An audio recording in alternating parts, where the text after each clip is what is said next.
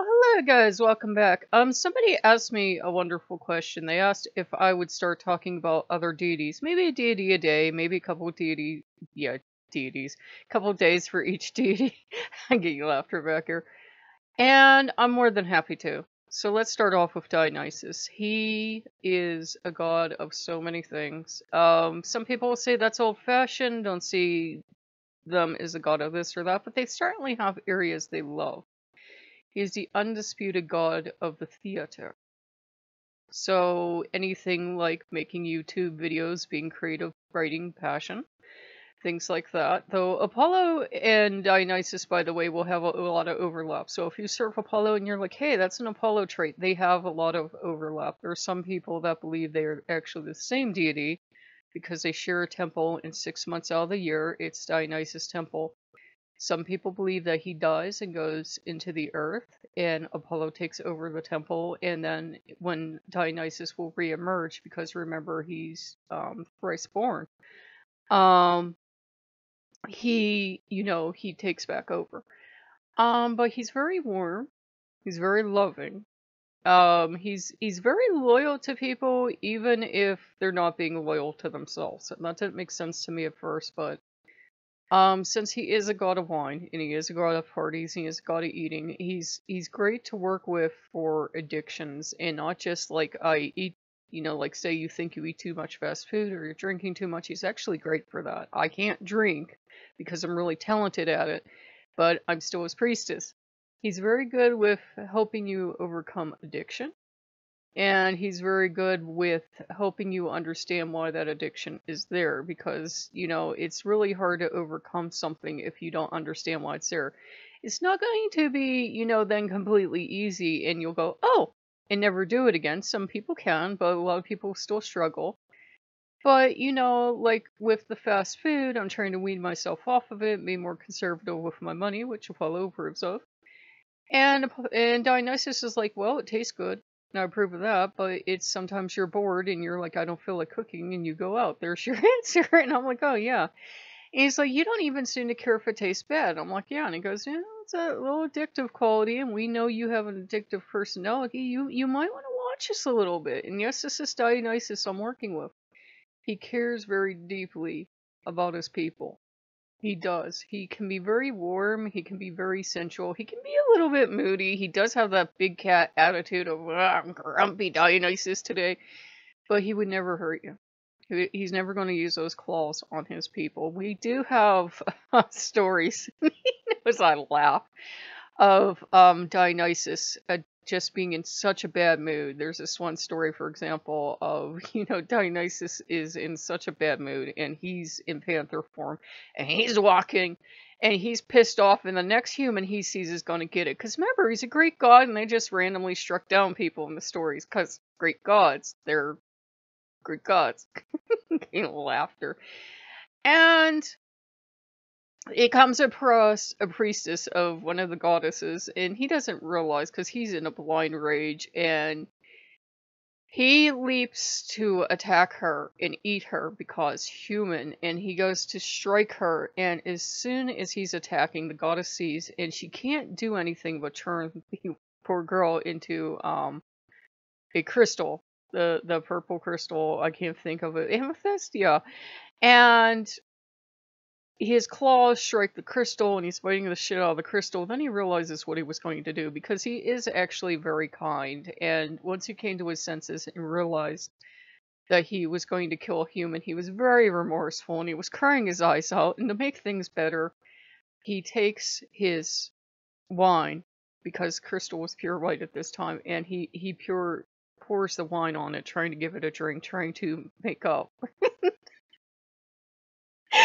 You're getting gals of laughter back here. And we know now that's a story to explain why there is purple crystal, but it's kind of one of those stories of, yeah. But he's not that much of a loose cannon. If you sense him being grumpy, it's just give him grumpy time. He's not going to be a danger to you. He's a Greek god. He very much loves being a god. He very much loves sometimes sitting around and looking sensual and moody, but he's usually pretty damn good. He's very protective of his people. And he can be uncompromising on things. He's been very uncompromising on you are letting yourself get treated like shit. And if we have to let them walk over you 1,000,000 times, we will let them walk over you 1,000,000 times until you get up and stop being a doormat. And, you know, that's not easy to hear from the god that you're a priestess of, but he's like, yeah. And as far as I know, the only requirements he has for being a priest, priestess, whatever term you're happy of using, is, ooh, 1 second, I gotta sneeze. Thank you. And sorry about that, guys. And his only requirement is he picks you. Now, if you're going to join a group, they're going to say, no, that's wrong. You have to go through, well, that's what works for that group. But if you're working in a one-on-one situation, if he picks you, he picks you. And he's like, you're my priestess. And he is very sensual, if you're open to that. You know, he has morals, okay? So if you're underage or you just don't like that or you will be shocked or horrified, he would not do it to you. But he can be very sensual. This is Dionysus. He had giant statues. Do you understand the reference? Outside of his temple. He's not shy. He's the god of fertility. He's the god of passion. He's the god of going out to parties, going out and eating the fast food. There is no sin to Dionysus. Absolutely none. But he's also the god of, you probably shouldn't have done it that far. That was a bit much. And so he can be a little bit moderate, like Apollo. And Apollo can cut loose sometimes. Sometimes they swap. But he's the god of theater. And when he was the god of theater, the interesting thing is when they would be having his festival in the theater and they would be putting on the 3 plays. Remember, this was a religious act. The theater was a religious act to give honor to Dionysus and to thank Dionysus. And people couldn't wait to get in there. There would be fist fights because there just were never enough seating. People just wanted to get into this event, and it was passionate, and there were parties, and there was food, and it was fun. But there was also the war, you know, the army would come in and give sacrifice to Dionysus, because he's just that powerful. When he decides to release his rage or his vengeance on humans, if you look at his lore, he's absolutely unstoppable force. This is the one deity you don't want to screw with, because if you do, you know, he might leave you alone. He might think you're not worth the trouble because you're a human peasant. And he does have that Greek attitude sometimes. Or he may teach you respect for the gods.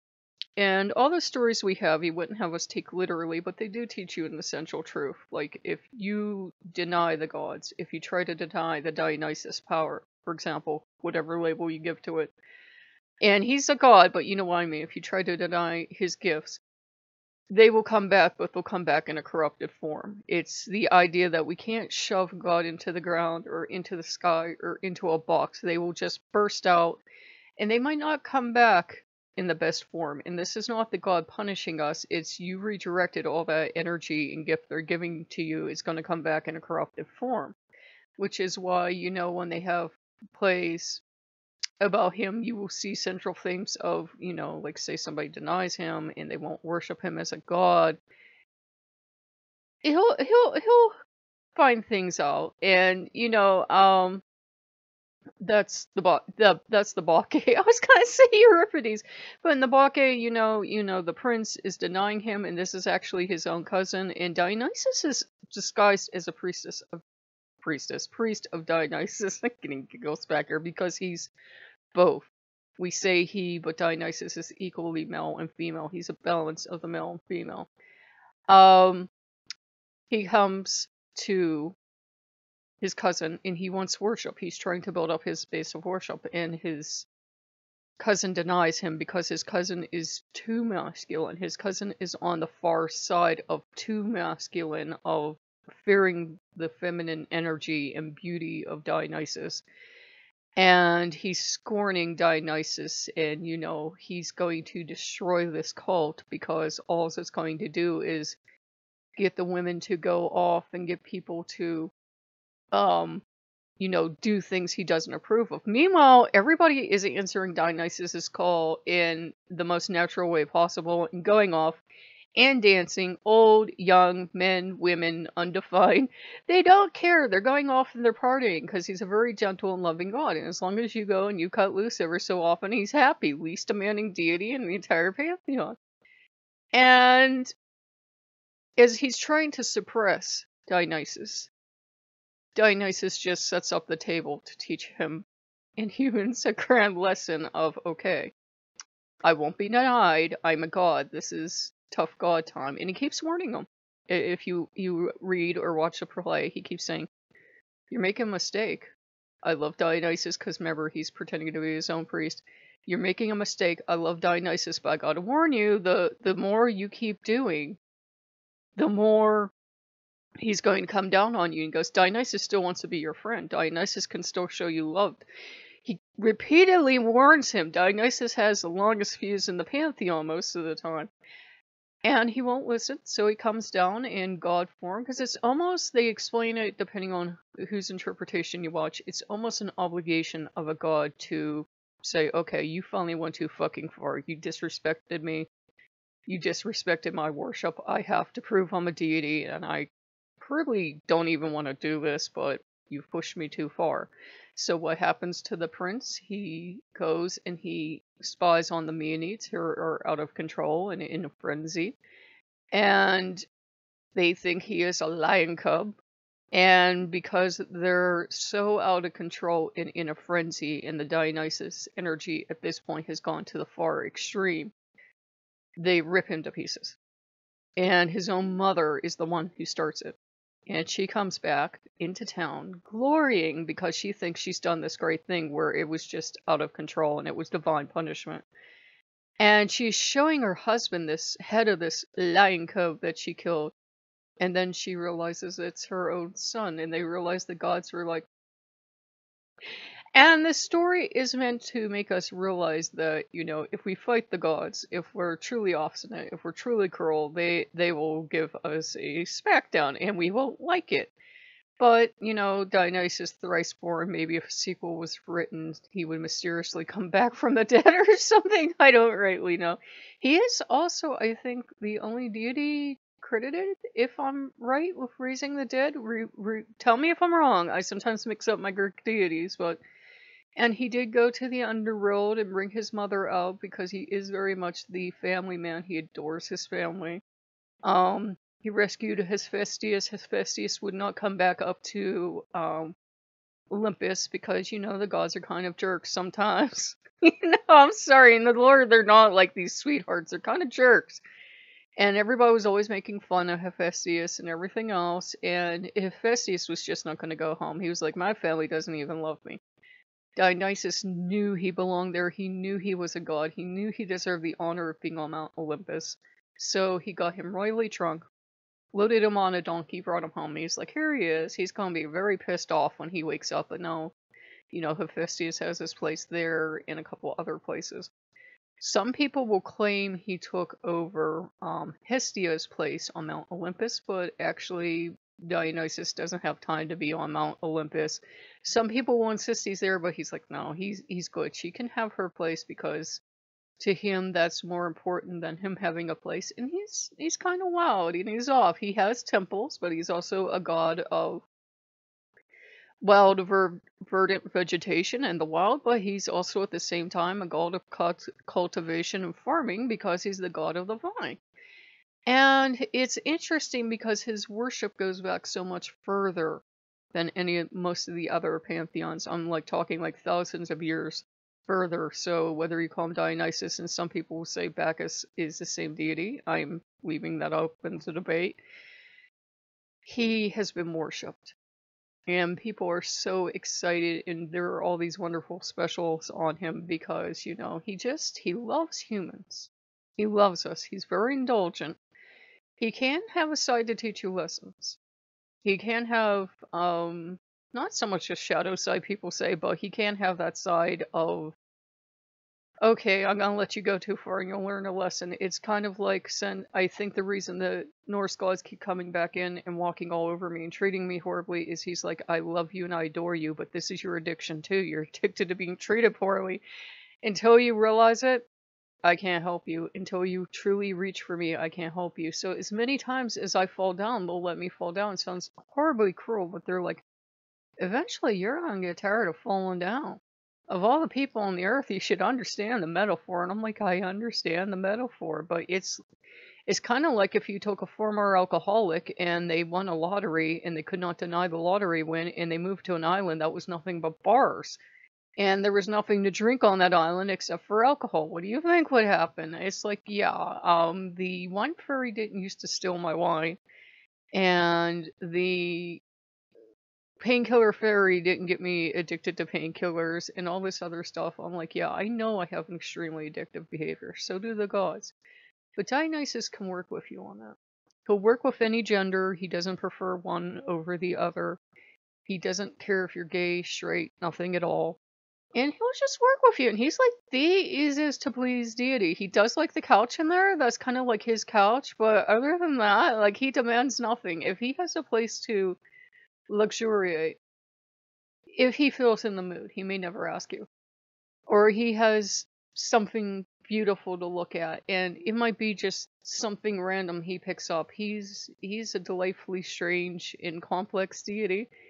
He'll be happy, and he doesn't really need things. He what really makes him happy is if you're of the appropriate age and you indulge in whatever activities please you.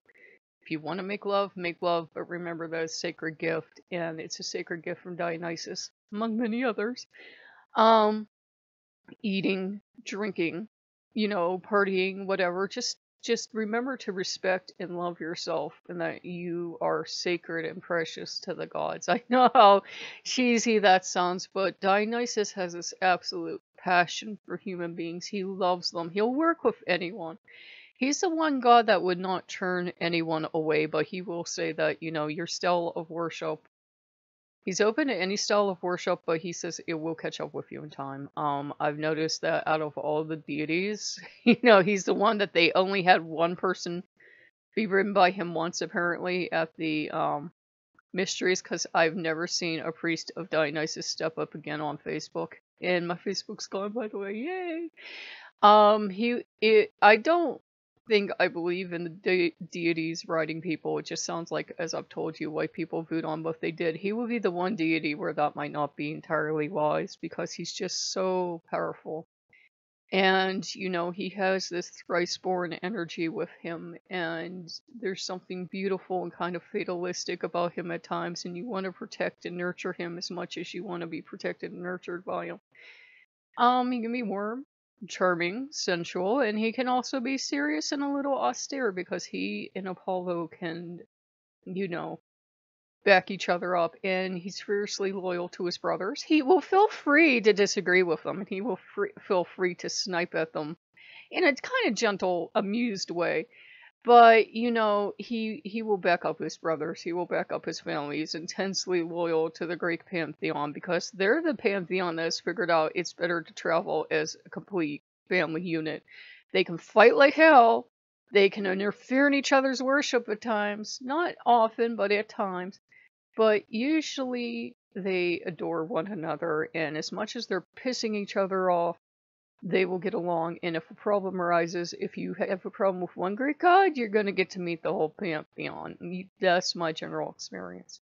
So he's a wonderful deity to work with, and you don't have to just go to him for, sensuality or theater or anything. He will just spend time with people. He's the one deity I work with that he doesn't care if you're doing anything. He doesn't care if you're just watching, Netflix and chill. He doesn't care.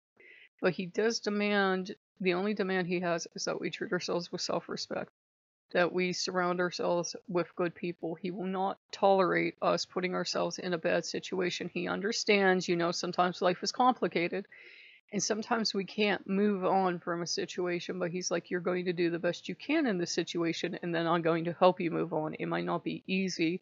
I'm not saying he's going to put us up at the Hilton, or, a mega lottery win. He's not that type of deity, but he is a very loving deity, and he will bless his people. He will bless them. Like, if he's excited and I'm working with him, stuff will just grow without abandon, and then I have to go to him and explain to him, I understand you're the god of vegetation and ivy, and it's sacred to you, but could you please, not destroy everything, in my yard with ivy? Why?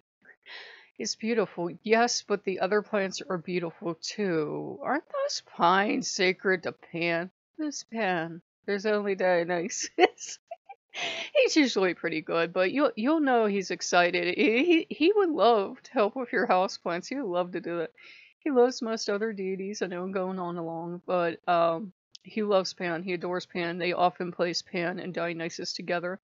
He loves Apollo. He loves teasing his brother. He loves telling him he's too uptight, and he loves tormenting his brother. But they're brothers. They love tormenting each other. He gets along with Hermes, but I get a sense from Dionysus that even though the stories are confusing, the stories would have you believe Hermes is the older brother. Dionysus definitely acts the older brother and just kind of crosses his arms sometimes and just stares at Hermes like he can't put up with this little punk and what's he doing here? But he still loves his brother and he understands he has a sacred function. Hermes can annoy the hell out of anybody. I think Hermes annoys Hermes sometimes. We'll talk about him too. He's a wonderful deity as well, but he can get on your last nerve. He has that talent. He will just find it and keep going boop, boop, boop, boop, and see what happens. And then he'll look genuinely surprised when you explode. And Dionysus is, since he is that nurturing god of fertility and growth and everything, and you do have to fuss about if you grow, say, like grapevines or something, he doesn't always have time for that kind of nonsense. He can be fun, partying and everything else, but you'll meet that mature side too. So I think it's about it for now. Oh my god, we've got over for over 20 minutes, but I love Dionysus with, all my heart and soul. He's been very good. We had somebody take a nasty parting shot at me because, they said I'm a bad person. And that's why the Norse gods treated me so badly. And that the Norse gods are good to good people. And that if I'm not being treated well, I should get off YouTube and think about what I've done. You're not my mother. I'm fucking older than you are. Nice try though. And so, he just led me through that. He's like, they're either trying to get the Norse gods for themselves and let them because of the way they've been treating you, or they're just trying to make you feel bad. He says, you're my priestess. There's nothing wrong with you. He's not saying I'm absolute walk on water perfection, but he's like, no, nobody shames one of my priestesses. I am coming over here and I am seeing what's going on. So Dionysus is very interested in the channel today. So, and you guys can just have fun with him. He doesn't seem to care for a particular day of the week or a particular day of the month. You can go through Greek literature and you can go through, Greek societies and they will tell you, oh yes, this day of the month and that day. But for me, he's like, you're not Greek. I don't do as you will, and I harm none, blah, blah, blah. So, if you guys like what you see, like, comment, subscribe, and I will see you later. Bye-bye.